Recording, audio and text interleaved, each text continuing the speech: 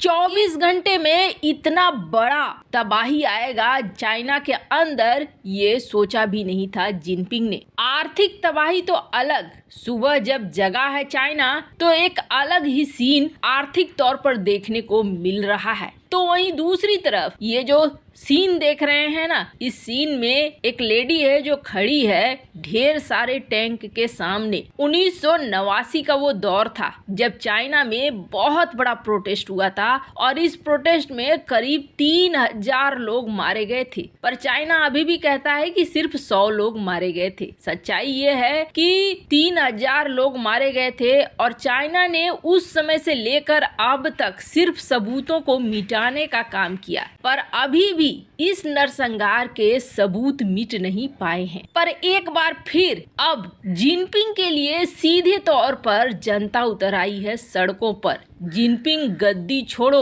और इस बार प्रोटेस्ट करने का तरीका भी एकदम से अलग है। तो वहीं चाइना की सरकार ने जनता को कंट्रोल करने के लिए अब आसमानी ताकतों को लगाना शुरू कर दिया है। आसमान में उड़ती हुई चीजें अब जनता को कंट्रोल कर रही हैं। जानेंगे चाइना में क्या कुछ चल रहा है, आइए जानते हैं इन खबरों को विस्तार से। 1915 में जन्मे हु याओ बैंग, ये जो तस्वीर देख रहे हैं आप, ये चाइनीज कम्युनिस्ट पार्टी में आते हैं 1981 में और 1987 तक रहते हैं। चेयरमैन बनते हैं 1981 से लेकर 1982 में और उसके बाद ये जनरल सेक्रेटरी बनते हैं 1982 से 1987 में। जब ये चेयरमैन रहते हैं तब इन्होंने बहुत सारी चीजें बदल दी, बहुत अच्छे रिवॉल्यूशन किए, बहुत अच्छे रिफॉर्म किए। मार्केट रिफॉर्म से लेकर इकोनॉमिक, पॉलिटिकल, हर तरह के रिफॉर्म इन्होंने करना शुरू कर दिया। ये एक लोकप्रिय नेता बन गए, लेकिन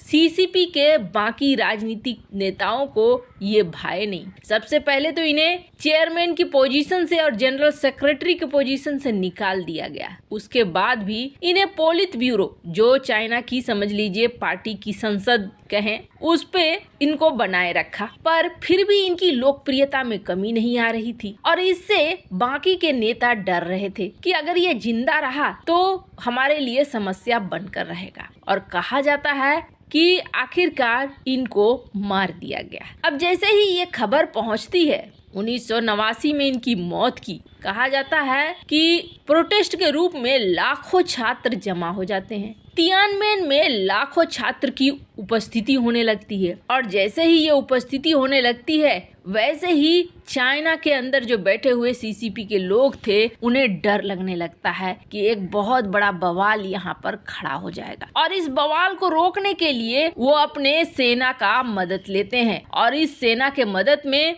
ये उन लाखों लोगों के ऊपर कई चीजों से हमला करना शुरू कर देते हैं। तब ये तस्वीर बहुत वायरल हुई थी जिसमें टैंक के सामने ये लेडी खड़ी दिखती है और ये लेडी इसलिए खड़ी थी क्योंकि इसको मौत का डर खत्म हो गया था। ऐसे ही हालात बन गए थे। इस भयानक हालात में अभी तक इस नरसंहार को सही ही मानता है। अभी के जो चाइना के रक्षा मंत्री हैं, उनसे जब तियानमेन नरसंहार के बारे में पूछा जाता है तो वो कहते हैं कि नहीं, उस समय का डिसीजन बिल्कुल सही था। और अभी तक कहते हैं चीन इनके सबूतों को मिटाने की ही कोशिश करता रहता है। 3200 से अधिक सबूत को मिटा चुका है। पर इसकी चर्चा आज क्यों हो रही है तो आपको बता दें, आज इसलिए हो रही है क्योंकि एक बार फिर चाइना के अंदर गृह युद्ध भड़क रहा है और इस गृह युद्ध की तस्वीरें आपको सामने दिख रही हैं। अब इसकी शुरुआत कहाँ से हुई तो आपको बता दें, इसकी शुरुआत हुई है सबसे पहले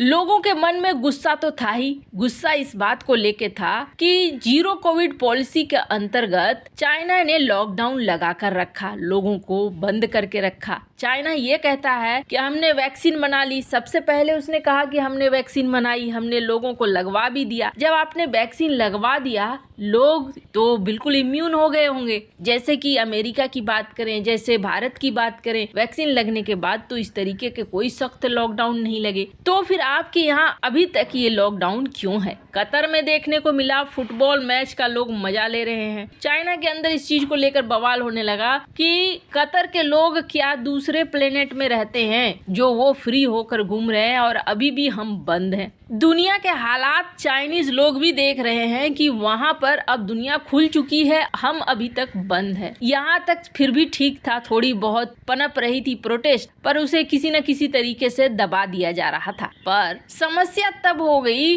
जब एक बिल्डिंग में आग लगती है, और इस बिल्डिंग में आग लगना चाइना के लिए जैसे कि काल बन जाता है। आग लगने के बाद करीब माना जा रहा है कि 13 लोगों की मौत हो जाती है, और इस मौत के बाद जो बवाल खड़ा होता है कि आपने लॉकडाउन लगा कर रखा है, लोगों के पास सहूलियत नहीं है और इस तरह की घटनाएं हो रही हैं, खाने को लोगों के पास खाना नहीं है। और किस तरीके का लॉकडाउन आप देख सकते हैं, पीपीई किट पहना हुआ शख्स हाथ में बंदूक लेकर चल रहा है, यानी कि बंदूक के नोक पर लोगों को लॉकडाउन में रखा जा रहा है। ये जो आप ग्राफ देख रहे हैं, इस ग्राफ में आपको दिखेगा कि जब से जिनपिंग इस सत्ता पर आया है, दुनिया भर के कई देश हैं जहां से लोग, जो धनी लोग हैं, वो निकल कर भाग जाते हैं। धनी लोग क्यों निकल कर भागते हैं? क्योंकि उन्हें चाहिए ज्यादा सुख सुविधा, ज्यादा वो किसी परेशानी में पड़े नहीं रहना चाहते हैं। तो ये देखा जा रहा है कि रूस से, चाइना से, हांगकांग से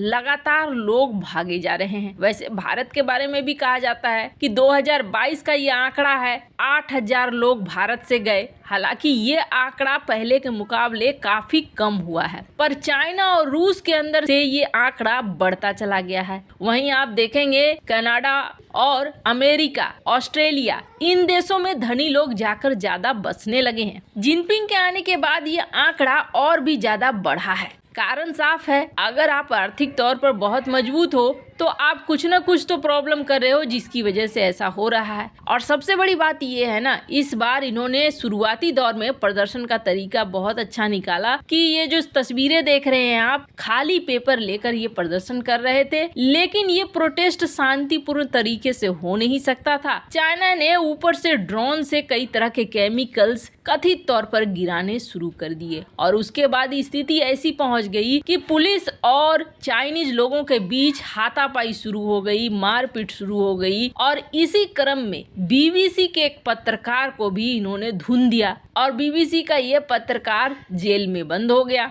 हालांकि एडवर्ड लॉरेंस नाम था इनका, इन्हें बाद में छोड़ा गया। बीबीसी ने कहा कि माफी मांगो, लेकिन अभी तक माफीनामा चाइना के तरफ से आया नहीं है। और इसका असर क्या हो रहा है, इसका मार्केट बुरी तरीके से गिर रही है। शुरुआती दौर ही हुई है कि धड़ाम से गिरना शुरू हो चुका है। मात्र 24 घंटे के अंदर और भी तेजी से ये गिरेगा। यही हाल हांगकांग के स्टॉक का भी रहा है, ये भी करीब 2% गिर चुका है। वैसे इन सब मामले में आपकी क्या राय है, कमेंट कर जरूर बताएं।